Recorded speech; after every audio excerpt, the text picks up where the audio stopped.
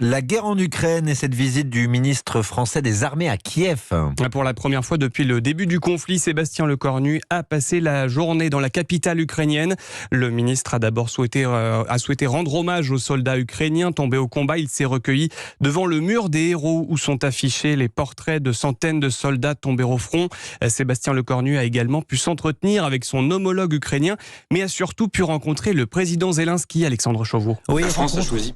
Oui, rencontre au palais présidentiel de Kiev en présence du ministre des Armées ukrainien. L'occasion pour Sébastien Lecornu de réitérer le soutien de la France à l'Ukraine, mais aussi et surtout d'évoquer la livraison d'armes. Alors le ministre des Armées n'a pas fait de nouvelles annonces majeures qui sont selon le protocole réservé au président de la République. Mais Sébastien Lecornu a travaillé avec son homologue sur un nouvel agenda de cession d'équipement pour l'année 2023 et insisté sur les efforts de Paris en la matière.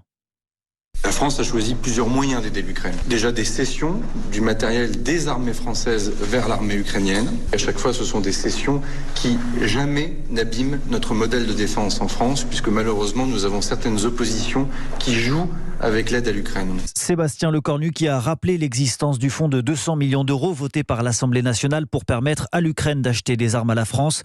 La France qui a déjà livré, on le rappelle, entre autres 18 canons César et des batteries de missiles solaires Crotale à l'Ukraine, même si Paris est loin de faire partie des plus grands donateurs. Merci Alexandre Chauveau du service politique de